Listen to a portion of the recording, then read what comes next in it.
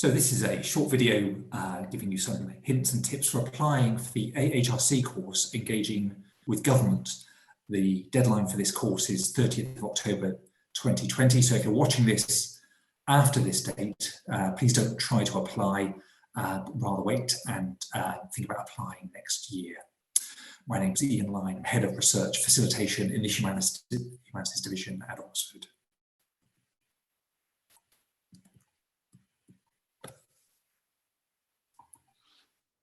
So what is the Engaging with Government course? It's a 3-day course run by the Institute for Government in collaboration with AHRC. The course is designed to sort of help you think about how to engage with policymakers and achieve perhaps wider impact from your research through public policy. So just to explain some of those acronyms, AHRC is the Arts and Humanities Research Council, the UK's primary funder of research and doctoral training. Institute for Government you may not have come across. It's a very interesting organisation, a charitable institute with a sole aim of improving policy making in the UK, and they've been collaborating with the AHRC now for a number of years to run this course. Applications are made by Smart Survey, and I put the details there of the AHRC link for the course next year for you to look at. 20 places available. Competition is strong, so I'm going to give you some hints and tips for how to put in the best possible application for that. First of all, as I've put on the slide there, you need to think about whether you're eligible, and that's basically to be in a postdoctoral position. So this isn't aimed at PhD students. You need to have a postdoctoral position with research as a major part of that role, and you need to be in post, and the post must extend beyond February next year, which is when the course runs.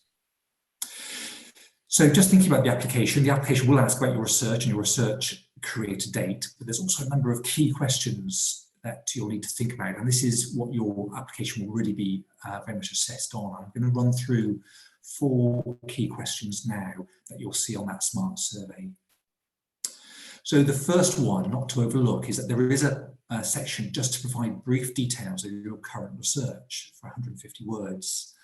It says suitable for a non-academic audience, and really don't overlook that, because they'll really be looking to see how you can communicate your research in a clear and jargon-free way, and as I've put there, as if you are talking to a policymaker. So do give that section thought alongside the others.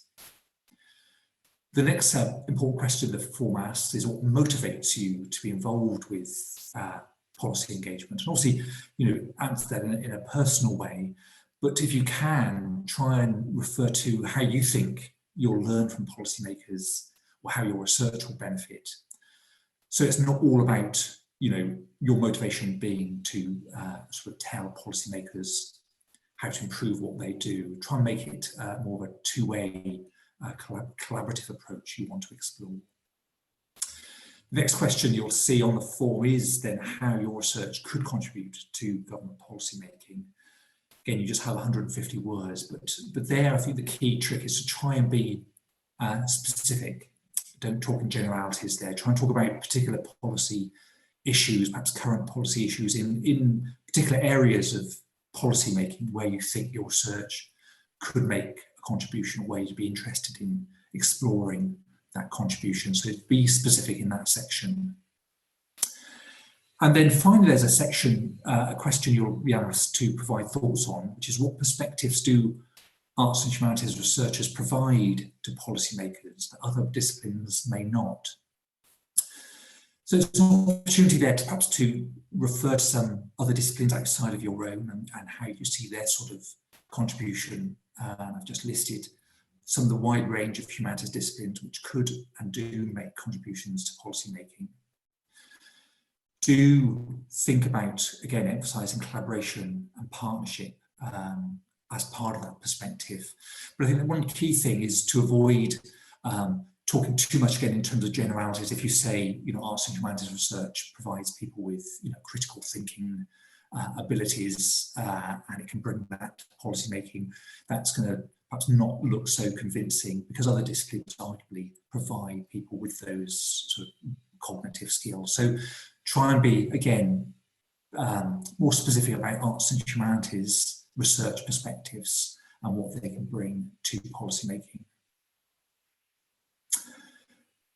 Do, if you have a chance, do some preparation for your application. There's a link there to an AHRC and Institute of Government guide on engaging with policymakers from the arts and humanities perspective. That'll give you, again, some really good ideas for your application. And as I mentioned, the deadline for this round coming up is 30th of October. You get notified of decisions in December, and the course is held next February. And given the situation of the pandemic we're currently in, it will either be held face-to-face like usual or will be held virtually. Again, if you're watching this after the deadline, do look out for the call opening again next September. Okay, good luck with your application.